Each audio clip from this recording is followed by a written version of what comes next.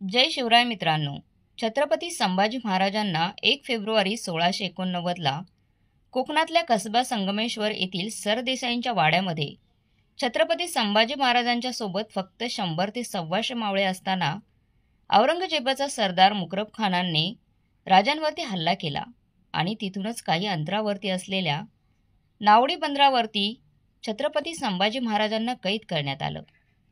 त्यानंतर पुढे 40 दिवस छत्रपती संभाजी महाराजांवरती भयंकर अत्याचार करण्यात आले। शंभूराजांचे डोळे काढण्यात आले, त्यांची जीभ छाटण्यात आली, त्यांच्या हाताची पायाची नखे अक्षरशः उपसून काढण्यात आली, त्यांच्या सर्वांगावरती तलवारीने जखमा करण्यात आल्या, त्या जखमांवरती मीठ चोळण्यात आलं। म्हणजे तब्बल 40 दिवस शंभूराजांवरती औरंगजेबाने भयंकर अत्याचार केले आणि शेवटी 11 मार्च 1689ला या दिवशी छत्रपती संभाजी महाराजांची हत्या करण्यात आली। औरंगजेबाच्या आज्ञेवरून शंभूराजांच्या मृत्यूनंतर त्यांच्या हाडामासाचे तुकडे हे इंद्रायणी भीमेच्या काठावरती फेकण्यात आले। संभाजी महाराजांच्या मृत्यूनंतर येसुबाई यांना कैद करण्यात आलं। जवळजवळ 30 वर्ष त्या मुघलांच्या ताब्यात होत्या। त्या मुघलांच्या कायद्यातून कशा सुटल्या आणि स्वराज्यासाठी काय केलं ते आपण या व्हिडिओमध्ये बघूया। मित्रांनो, इतिहासाचे पाने चाळताना दोन गोष्टी प्रकर्षाने जाणवतात। एक, छत्रपती संभाजी महाराज हे बलिदानाचे मूर्तिमंत उदाहरण आहे आणि दुसरं म्हणजे छत्रपतींच्या पत्नी असलेल्या महाराणी येसुबाई हे त्यागाचे मूर्तिमंत उदाहरण आहे। आपल्या पतीच्या हत्येनंतर त्यांनी दिलेला लढा, त्यानंतर सोडलेले राज्य, त्यानंतर एक अत्यंत यातनामय अशी कैद आणि त्यानंतर पुन्हा स्वराज्यात परत येऊन आपल्या मुलांना संपूर्ण देशावर राज्य करताना पाहणं, हे सगळं ज्यांनी बघितलं ती स्त्री म्हणजे महाराणी येसुबाई। छत्रपती संभाजी महाराजांच्या आयुष्यावरील छावा हा चित्रपट अतिशय जबरदस्त चालतोय। चित्रपटात विकी कौशल छत्रपती संभाजी महाराजांची त्याने जी भूमिका साकारली आहे ती आत्तापर्यंतची सर्वोत्कृष्ट भूमिका आहे, त्याबद्दल कोणतेही दुमतच नाही। पण छत्रपती संभाजी महाराजांच्या आयुष्यावरचा तो चित्रपट असल्यामुळे त्या चित्रपटात महाराणी येसुबाईचा त्याग, महाराणी येसुबाईचे ते जबाबी राजकारण पाहायला मिळत नाही, कारण तो छत्रपती संभाजी महाराजांचा चित्रपट आहे। ते छत्रपती संभाजी महाराजांचे चरित्र आहे।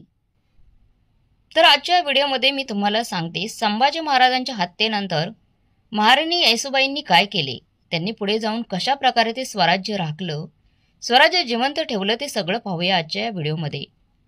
मित्रांनो, संभाजीराजे साधारण 9 वर्षांचे असताना आणि येसुबाई साधारण 8 वर्षांच्या असताना 1966च्या आसपास साधारण त्यांचं लग्न झालं आणि पुढे त्यांनी जवळजवळ 23 वर्ष संसार केला।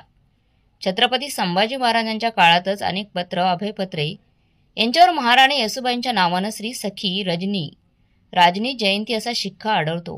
गो सरदेसाई महाराणी येसुबाईंच्या बद्दल लिहितात, इतका की तिच्या कर्तृत्वावर त्यांचा विश्वास होता की राज्यातील कोणताही हुकूम येसुबाईंच्या नजरेखालून गेल्याशिवाय सुटत नसे। पुढे छत्रपती संभाजी महाराजांना औरंगजेबाने संगमेश्वरला कैद केलं, त्यानंतर त्यांना प्रचंड यातना देऊन तुळजापूरच्या मुक्कामी त्यांची हत्या करण्यात आली। इथपर्यंतचा इतिहास तुम्ही चित्रपटात देखील पाहिलाय। पण ज्या क्षणी संभाजी महाराजांची हत्या झाली त्या क्षणी संभाजी महाराजांचे संपूर्ण कुटुंब म्हणजे त्यांच्या पत्नी येसुबाई, त्यांचा मुलगा युवराज शाहू, त्यांचा भाऊ राजाराम महाराज आणि त्यांच्या पत्नी ताराबाई, जानकीबाई, राजसबाई हा सगळा राजपरिवार रायगडावर होता आणि औरंगजेबाचा पुत्र असलेला शहजादा आजम गाजी, उद्दीन फिरोज जंग आणि जुल्फिकार खान असे 3 मुघलांचे बडे सरदार 40,000ची फौज घेऊन रायगडाला वेढा लावून बसले होते। हंबीरराव मोहिते यांचे अगोदरच निधन झाल्यामुळे त्यांच्यासारखा मोठा माणूस यावेळी नव्हता, त्यामुळे त्यावेळेला रायगडावर सगळी जबाबदारी रायगडावरच्या थोरल्या सुनबाईंच्यावर होती, म्हणजेच होती महाराणी येसुबाईंच्यावर। येसुबाईंचा एक चुकीचा निर्णय छत्रपती शिवाजी महाराजांनी निर्माण केलेलं सगळं राज्य धुळीला मिळू शकला असता। त्यावेळी महाराणी येसुबाईंनी रायगडावर एक मसलत मांडली। यावेळी रायगडावर रामचंद्र पंत अमात्य, शंकराजी नारायण, संताजी घोरपडे, धनाजी जाधव, रूपाजी भोसले, संताजी भोसले असे अनेक मातब्बर सरदार होते। सर्वांना अपेक्षा होती की महाराणी येसुबाई आपल्या मुलाला म्हणजे संभाजी महाराजांच्या मुलाला युवराज शाहूला गादीवर बसवतील आणि त्याला राजा करतील. पण महाराणी येसूबाईंनी आपल्या 7 वर्षांच्या मुलाला गादीवर न बसवता 18 वर्षांच्या एका जबाबदार व्यक्तीला राजा बनवलं, ते म्हणजे राजाराम महाराजांना. राजाराम महाराज तुम्हाला माहीत आहे की संभाजी महाराजांचे भाऊ होते. येसूबाईंनी राजाराम महाराजांचे मंचग्रहण केले, हे तुम्ही चित्रपटात देखील पाहिलं असेल. त्यांनी आपलं पुत्रप्रेम बाजूला ठेवलं आणि स्वराज्य हिताला महत्त्व दिलं. इथं महाराणी येसूबाई ताईंनी जे सांगितलं त्यात त्या म्हणाल्या, शाहूंचं वय लहान, राज्य तर गेलेच आहे. त्या अर्थी तुम्ही सर्वही पराक्रमी मातब्बर सरदार यांनी एक विचारे करून राजाराम साहेबांस घेऊन बाहेर पडावे. मुलास बाहेर जाऊन राहणे ऐसी जागा रायगडावरून दुसरी नाही. त्या अर्थी मुलास व आम्हास येथील बंदोबस्त करून इथेच ठेवावे. तुम्ही बाहेर पडून फौजा जमा करून बंदोबस्त राखला असता येथे गिल्ला पडणार नाही. तथापि थोडी बहुत मसलत पडली असतानाही हा किल्ला बेलार्ग वर्ष 6 महिने टिकाऊ पडेल. शत्रूचे प्राबल्य विशेष. त्या अर्थी चंदीचंदावर प्रांती जाऊन दम खाऊन मसलत बळावून राज्य साधनही पडेल तर करावे. तरी या समयी संपूर्ण कुटुंब निघून एकदाच सर्वांनी शत्रूस हस्तगत व्हावे. ऐसे होईल पल्ला पोहोचणार नाही. यास्तव राजाराम साहेब व त्यांचा कबिला ऐसे निघून जावे. सर्वांनी एके ठाई मुहास पडून राहिल्यास सारी मसलत इथेच पडून सर्वांनी सापडावे ऐसे होईल. थोडक्यात महाराणी येसूबाई म्हणत होत्या, लाख मेले तरी चालतील, पण लाखांचा पोशिंदा जगला पाहिजे. सगळेच रायगडावर राहिले तर संपूर्ण कुटुंब औरंगजेबाच्या ताब्यात जाईल. त्यापेक्षा राजाराम महाराजांनी महाराष्ट्र सोडून जावे जिंजीला, जाऊन तामिळनाडू येथे जाऊन राज्य मिळवावे. तिथून पुन्हा येऊन आम्हाला सोडवावे. तोपर्यंत रायगडाचा किल्ला 6 महिने ते वर्षभर तर आम्ही आरामात लढवू शकू. आणि जरी असं काही शक्य झालं नाही तरी किमान स्वराज्य तरी जिवंत राहील. भले आम्ही कैदेत पडू, पण सगळेच कैदेत पडण्यापेक्षा ते बेहत्तर. म्हणून मग महाराणी येसूबाईंच्या आदेशाप्रमाणे राजाराम महाराज, त्यांच्या पत्नी ताराबाई आणि राजसाहेब आणि इतर काही निवडक सरदार दक्षिणेत तामिळनाडूत जंजीला गेले. तिथे जाऊन स्वराज्य त्यांनी जिवंत ठेवलं. जवळजवळ पुढच्या 8 वर्षांसाठी येसूबाईंनी राजाराम महाराजांना पाठवून दिलं आणि त्या आता रायगड लढायला सज्ज झाल्या. थोडक्यात मार्च 1689 पासून हा रायगडाचा वेढा चालू होता. महाराणी येसूबाईंच्या बरोबर रायगडावर यावेळी चांगोजी काटकर, यसोजी कंक, ज्योतिजी केसरकर यांच्यासारखे निष्ठावंत सेवक होते. रायगडाला वेढा घातलेला जुल्फिकार खानाच्या सैन्याचे लचके मराठ्यांच्या छोट्या छोट्या तुकड्या येऊन तोडत होत्या. त्यामुळे जुल्फिकार खानासाठी देखील रायगड जिंकणं अशक्य होत होतं. संताजी घोरपडे, धनाजी जाधव यांच्यासारखे सरदारही कामगिरी बजावत होते. रायगडाचा वेढा दिवसेंदिवस लांबतच चालला होता. हे पाहून औरंगजेब देखील जुल्फिकार खानावर संतापला होता. एवढ्या प्रचंड फौजेसमोर एक स्त्री फक्त आपल्या जिद्दीच्या आणि स्वराज्याच्या प्रेमाच्या खातर गेली 8 ते 9 महिने एक किल्ला लढवत होती. हे पाहून औरंगजेबाने देखील तोंडात बोटं घातली. पण त्या काळात एक चुकीची बातमी रायगडावर येऊन धडकली आणि घात झाला.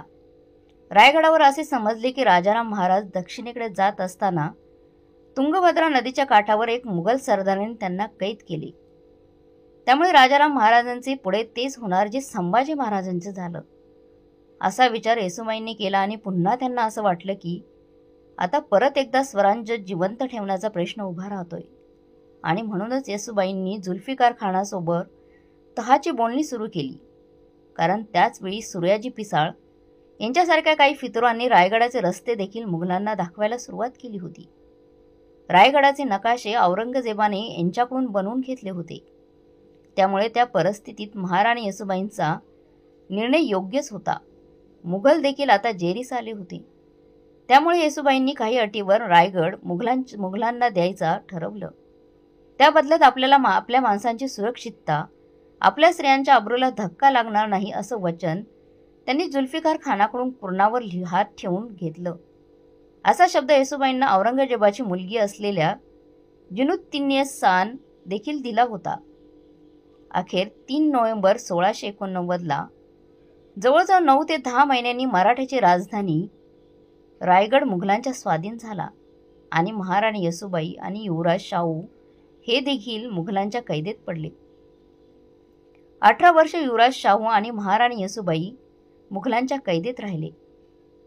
पुढे 1707 औरंगजेबाच्या मृत्यूनंतर औरंगजेबाचा पुत्र असलेला आजमशहा युवराज शाहूंची कैदेतून सुटका केली, पण महाराणी येसूबाईंना त्याने आपल्याजवळ ओलीस ठेवलं. त्यांनी युवराज शाहूंना महाराष्ट्रात जाऊन राज्य मिळवायला सांगितलं. त्याप्रमाणे शाहू महाराजांनी महाराष्ट्रात येऊन राज्य मिळवलं. 1708 शाहू महाराजांचा साताऱ्यात राज्याभिषेक झाला आणि सातारा ही मराठ्यांची नवीन राजधानी झाली. बरोबर 10 वर्षांनी साधारण डिसेंबर 1718 मध्ये मराठ्याचे सैन्य पहिल्यांदा दिल्लीवर चाल करून गेलं आणि या सैन्यामध्ये होते बाळाजी विश्वनाथ, बाजीराव पेशवा, खंडेराव दाभाडे, संताजी भोसले आणि असे अनेक मातब्बर सरदार या सैन्यात होते. त्यांनी दिल्लीला जाऊन दिल्लीचा बादशाह बदलला. दिल्लीच्या बादशाहाकडून खंडणी घेतली आणि महाराणी येसूबाईंची मुघलांच्या कैदेतून सुटका केली. 4 जुलै 1719 रोजी महाराणी येसूबाई छत्रपती संभाजी महाराजांच्या पत्नी जवळजवळ 29 वर्ष 8 महिने मुघलांच्या कैदेत राहून स्वराज्यात परत आल्या. तोपर्यंत मराठ्यांच्या स्वराज्याचे साम्राज्यात रूपांतर झाले होते. आयुष्यात अत्यंत वेदनामय काळ बघितलेल्या, आपल्या पतीची हत्या, स्वतःची कैद असं सगळं काही बघितलेल्या येसूबाईंनी आपल्या मुलाला संबंध हिंदुस्थानाच्या स्वामी झालेलं पाहिलं. येसूबाईंनी आयुष्यभर खूप त्रास सहन केला, त्याग केला, पण जेव्हा 1728 साली त्यांचा मृत्यू झाला तेव्हा त्यांनी खूप समाधानाने आपला शेवटचा श्वास घेतला असेल.